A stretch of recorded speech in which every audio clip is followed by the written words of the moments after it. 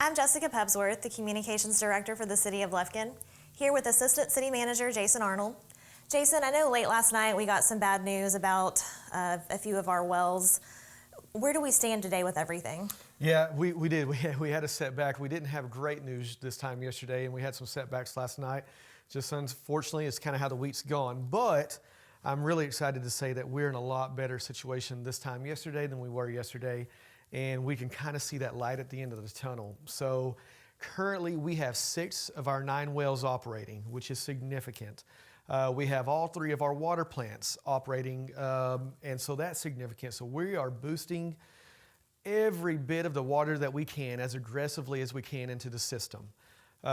So what that means is everyone should start seeing some water. We have people that have really good pressure, people that just have a trickle, people that it's still getting to, but the water, it's getting all the way through the system at this point, and the leaks are starting to show.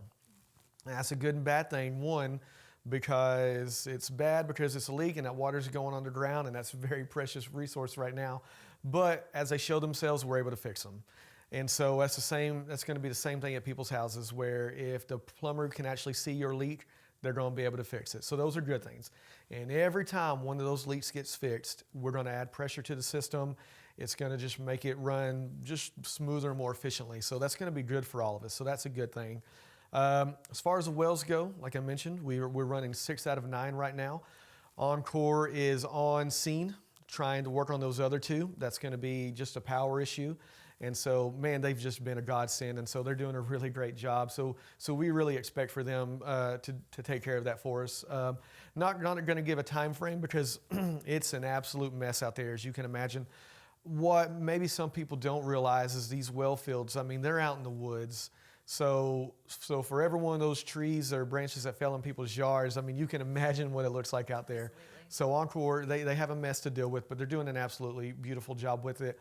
The 9th well is a mechanical issue. The pump froze that night that the first real bad ice storm hit, so we're working with that.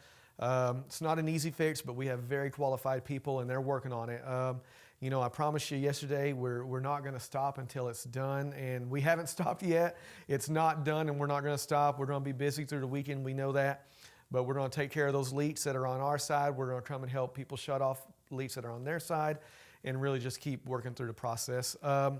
It is absolutely critical that people still observe that boil notice.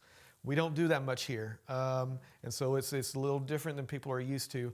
But that whole thing is based on health. And so when our systems aren't operating, when you have those leaks, when you have that low pressure, that's when things could happen. So we've got to boil that water just to keep people healthy.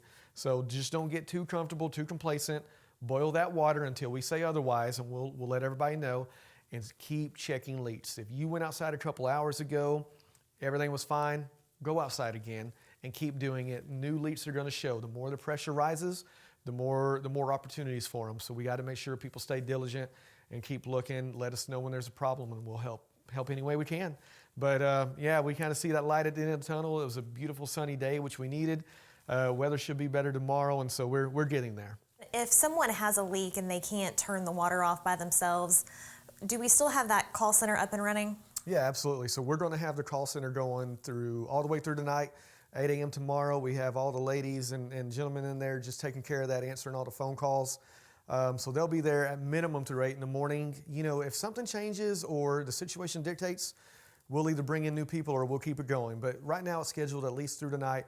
But no matter what happens after 8 a.m., they can always call our non-emergency number, and that's any time of the day, any time of the year. We always ask people to call us first if they have a sewer or a water problem. So, yeah, if they'll just use that non-emergency number, we'll take care of them. Okay, good deal. This will be our last major update of the evening, but if something arises, we'll keep you notified.